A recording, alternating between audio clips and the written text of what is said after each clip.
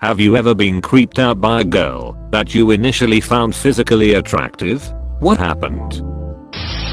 Went on a date with a girl I met at a JED practice test. We exchanged numbers and met up the next day. The date went really well, and I had let her wear one of my favorite jackets because it was cold out.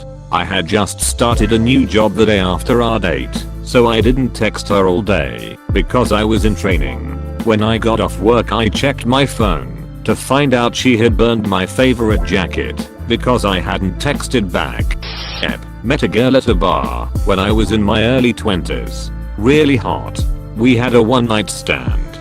I called her a couple times after that, but she never answered or returned my calls, so I stopped trying. About a week after the one night stand, I came home to a teddy bear on my porch. No note or anything. A couple days after that, flowers.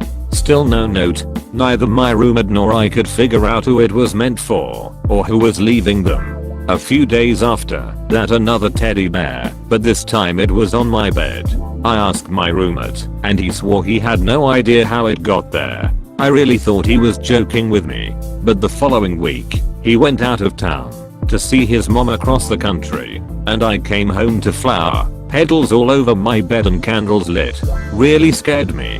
I searched the house. Couldn't find anybody or how someone might have gotten in without a key. The very next day, I was leaving for the day, but as I pulled down the street, I felt like I should go back. I pulled up and saw the last couple seconds of my automatic garage door closing. I ran into my house, half terrified, half on an adrenaline rush, yelling, "I know you're in here." I ran right up to my room and saw a dozen roses dropped on the floor. I found her in my closet, crying, repeating, I'm sorry. I was stunned. I just told her to leave. No idea whatever happened to her, but I never saw her again. Went on a couple dates with this girl. She was nice, pretty, funny, smart. One night I got too drunk with coworkers and long story short ended up in bed with a concussion for a few days. A couple days into my sentence, she comes by with soup and to see if I'm okay. I thought that was nice, but I still wasn't feeling up for much. I thanked her for the soup, but told her I was going to go back to sleep. She said no problem. I hear her walk out, open the front door, close the front door, but something didn't seem right. I felt her presence. I went back to scrolling Reddit on my phone before going back to my nap. About 5 minutes later she comes around the corner. She said she pretended to leave, but then stayed to see if I was lying about being sick. There were a couple other weird things that I had brushed off, but that was the last straw for me with her. The soup was good, though. Not my story, but a good one nonetheless. My buddy from law school is divorced and started dating again using apps, Match, Tinder, etc. He meets a gorgeous former college athlete who never had kids, but desperately wanted them. He tells her that he had a vasectomy after a month or so of dating. She insists she does not care and wants to be with him forever. First red flag, after a month. Things are fine, and he's into her as well. Fast forward 4 months. She claims to be 3 months pregnant with his child. He tells her that is impossible as he is 100% sterile. She insists. Fast forward 5 more months. The child is born looking 100% Caucasian. He's black. She insists on a paternity test. The results confirm it is not his child. She sends him birthday photos of the kid every year. Started off by telling me how her ex had a thin penis which she couldn't feel inside her at all. Then she admitted she's still seeing him. Generally every woman who starts to tell me the embarrassing details of someone else's personal life just starts to be so unattractive to me. Because you know she'd tell stuff about you to everyone too. This girl I worked with in high school. We both worked at a local pizza place. She was super pretty, but absolutely had this I'm at excrement insane vibe. She once lunged at a group of us with a butcher's knife, and at the last second stopped and started laughing like it was a great joke. I can't begin to describe the kinda heebie-jeebie vibes she gave off all the time. There was this girl I hooked up with kinda regularly first semester freshman year of college. She lived in the same building as me. She was very attractive. She told me that she knew precisely how she would die. She would crash her car into a telephone pole in the rain. She refused to take prescribed medication because it was a government plot to make her less spiritually creative. Told me that a psychic had told her that she would cheat on a man with my name and leave him heartbroken. She found my mom on Facebook and told her a bunch of lies. Did the same thing to my sister. She hooked up with my roommate, but said it didn't count as making love because his soul is on a different levels than ours. When I said I wasn't going to see her anymore, she accused me of sexual violation. She still randomly texts me sometimes about my beautiful soul and how I'm a perfect person, years after I last saw her. Work with her, and she has no boundaries. She just came up to me once and rubbed my nipples in front of everyone. Constantly talks about making love with me unprompted.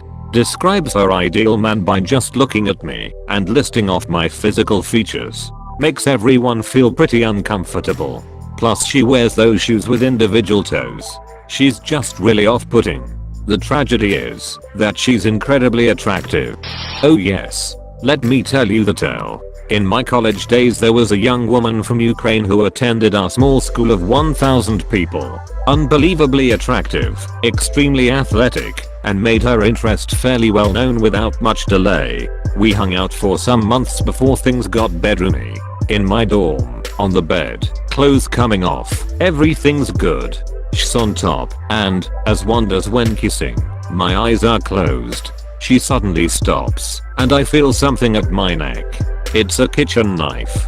She had taken one from the kitchen when she went to use the bathroom and somehow hidden it. I freeze. She tells me to trust her. I informed her that if she cut my throat I'd do my damnedest to make sure she goes down with me. 5 solid seconds pass, and she removes the knife and goes to resume making out. I politely ask her to leave. She gets upset, can't understand why I want her out, leaves after another solid minute of arguing, stabbing the knife into the cheap ass drywall on the way out. The next day she sets a car on fire. Cops go to her room, and a grappling hook and lots of lye are found in her possession. Time's off the top of my head. Girl was on a dating app, and we started chatting back and forth. Asked if we could take it to text, and so I did. Then the insecurities and constant texting started. Immediately asked me to go to church with her. She needed a boyfriend. She is attractive and no one wants to be with her. I think I responded about 5 times to her 30 or so messages in the span of a few minutes. I told her that maybe it won't work out between us, and then I just quit responding. Eventually she quit messaging my phone and went back to the app. For almost a month it was a daily message of I'm sorry to hey, how are you? The second was an attractive but heavily drunk girl that I seemed to run into every weekend at a particular bar. By the time I got there at 9 PM she was trashed and would immediately try to dance on me and ask me to take her home. I had no idea who this girl was and only loosely knew her name. I tried everything, pawned her off on her friends, asked other people to bail me out, and straight up told the bar. Started seeing her around at other spots and she freaked me out. Eventually she quit coming up to me, but I'd see her do it to other guys from then on. I felt bad for her and was concerned for her safety. Not so much creepy as, well, you'll see. Organized a blind date off Craigslist several years ago just for fun. Date went really well. She was really attractive. We got on really well. She was completely new to the city, didn't know anyone, etc. and had moved for work. Afterwards started texting. She then started calling me by someone else's name, insisting I was this other person. Things got even weirder. She would say some strange, completely incongruent stuff. Properly paranoid stuff that I've only seen in a couple of people I've known. I started to think she was legitimately schizophrenic. I was a little scared of some of the stuff she was saying, but also worried because she had no support in this new city. It was pretty hard to judge by text and email, but I think once she became lucid again, she freaked out a bit and never wanted to speak to me again.